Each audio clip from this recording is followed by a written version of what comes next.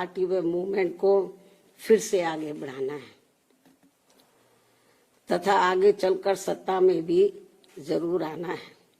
तभी फिर यहाँ गरीब, असहाय, दुखी, पीड़ित व कमजोर वर्गों के लोगों का सही से भला हो सकता है। और अब तो इनके प्रति जातिवादी मानसिकता रखने वाली पार्टियों के साथ साथ जातिवादी मीडिया भी, जिसमें सोशल मीडिया भी शामिल है, ये भी नहीं चाहता है कि यहाँ के खासकर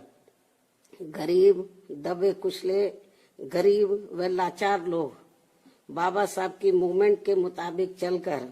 सत्ता की मास्टर चाबी खुद अपने हाथों में है और उसके लिए वे किसी भी हद तक गिरकर अपना गंदा व घिनौना आदि खेल खेलते रहते हैं। इसलिए यूपी का वर्तमान चुनाव परिणाम बीएसपी के करोड़ों लोगों की रात दिन की कड़ी तन मन धन की मेहनत का ये वाजिब फल कतई नहीं है। फिर भी बाबा साहब के अनुयायी पार्टी होने के नाते इस पार्टी के लोगों को अपनी हिम्मत कतई नहीं हारना है, बल्कि पत्थर काट कर रास्ता बनाने का अपना प्रयास व संघर्ष हर हाल में आजीवन जारी रखना है। जबकि ऐसे खराब राजनीतिक हालात बीजेपी ने भी देखे हैं, जब आजादी के बाद से काफी लंबे समय तक देश में राज करने का मौका यहाँ की जनता ने इनको नहीं दिया था। बल्कि यूपी में भी सन 2017 से पहले भाजपा की स्थिति यहाँ कोई खास अच्छी नहीं थी और अब इसी प्रकार कांग्रेस पार्टी भी लगभग उसी हालत से गुजर रही है जिस खराब हालत से पहले भाजपा गुजर चुकी है। इसलिए कल आए चुनाव परिणाम आगे के लिए सबक, जिसके परिप्रेक्ष्य में यहाँ मैं ये कहना जरूरी समझती हूँ कि चुनाव में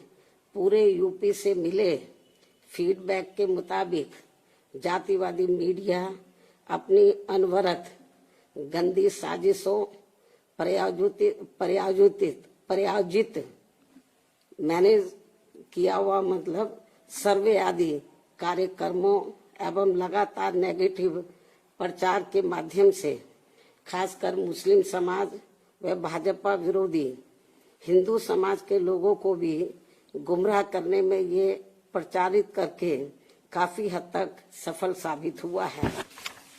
कि बीएसपी भाजपा की बी टीम है तथा ये पार्टी सपा के मुकाबले में कम मजबूती से चुनाव लड़ रही है। ये खूब इन्होंने प्रचार किया, जबकि सच्चाई इसके विपरीत है, बिल्कुल उलट है। क्योंकि भाजपा से बसपा की लड़ाई राजनीतिक के साथ साथ सिद्धांतिक व चुनावी भी थी, लेकिन मीडिया द्वारा इस प्रकार के लगातार दुष्प्रचार आदि किए जाने के कारण भाजपा के अति आक्रामक मुस्लिम विरोधी चुनाव प्रचार से मुस्लिम समाज ने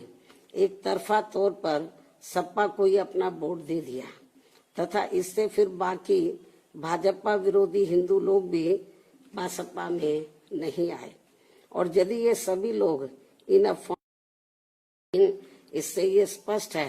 कि मुस्लिम समाज का वोट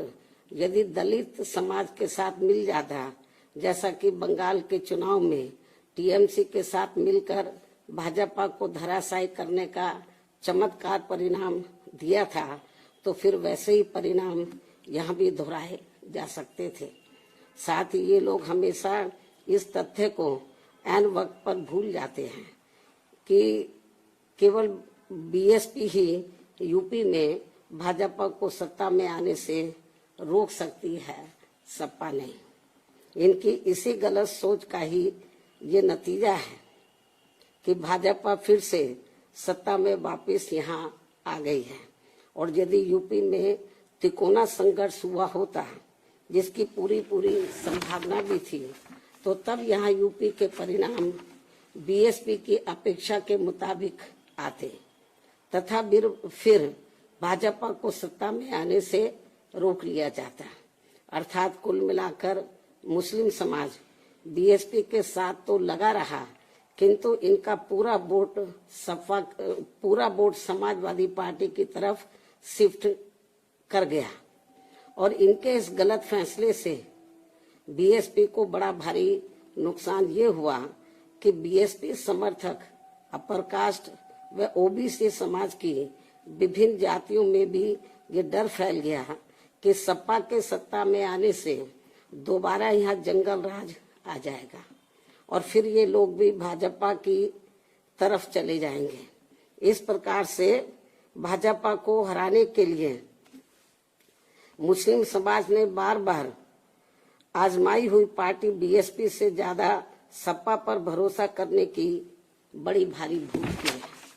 जिसकी सजा बीएसपी को मिली है। यह काफी कड़वी व सीख लेने वाली भी है।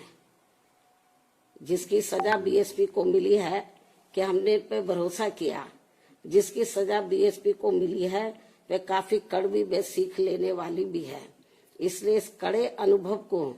खास ध्यान में रखकर ही अब बीएसपी आगे अपनी रणनीति में बदलाव जरूर लाएगी। लेकिन ऐसे हालातों में भी बीएसपी मूवमेंट के हित में संतोष की बात ये रही है कि दलितों में से खासकर मेरे खुद के अपने समाज का वोट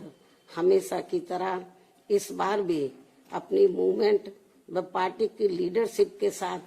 चट्टान की तरह पूरी मजबूती के साथ खड़ा रहा है। जिन पर मैं कितना भी गर्व महसूस करूं वह कम ही होगा, तथा उनका जितना भी मैं आभार प्रकट करूं वह कम ही होगा। और अब मेरी उन सभी से ये भी अपील है कि उन्हें अपना मनोबल बिल्कुल भी नहीं गिरने देना है,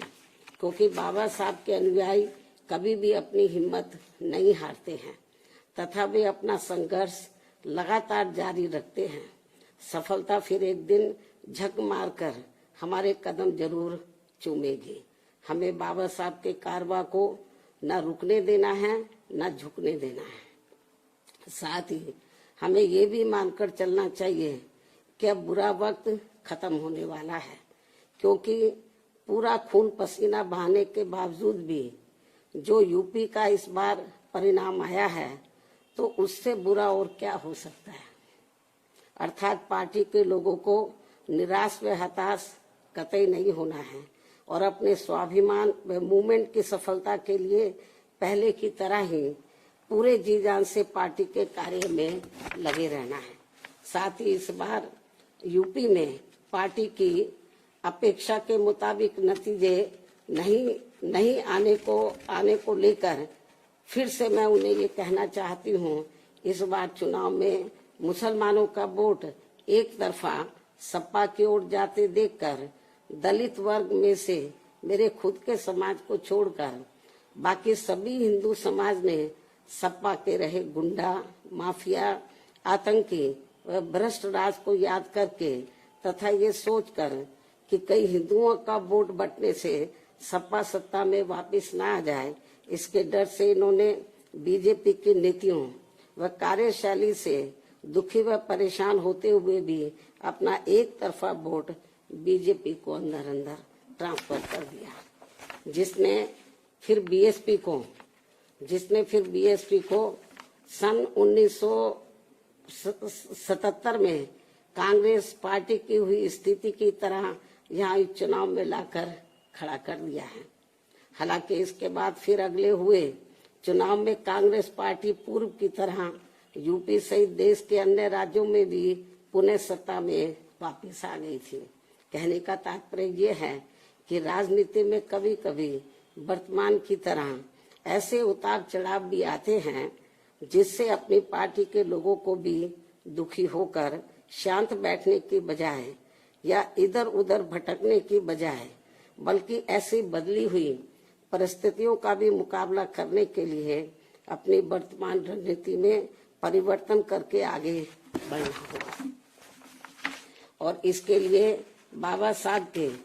राजनीतिक जीवन संघर्ष व उनकी सोच को भी ध्यान में रखकर अपनी पार्टी के जनाधार को फिर से कैडर के जरिए आगे बढ़ाना है।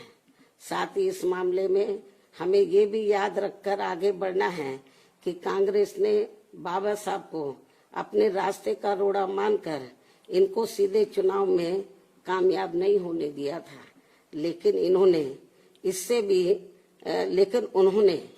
इससे भी अपनी हिम्मत नहीं हारी थी और फिर यहाँ जातिवादी व्यवस्था के शिकार हुए लोगों को एकजुट व संगठित होकर उन्हें राजनीति में आगे आने की भी सलाह दी थी, ताकि फिर वे सत्ता के जरिए अपना खुद का विकास व उत्थान आदि कर सके, जैसा कि हमने यूपी में 4 बार करके दिखाया भी है। साथ ही उन्होंने उस समय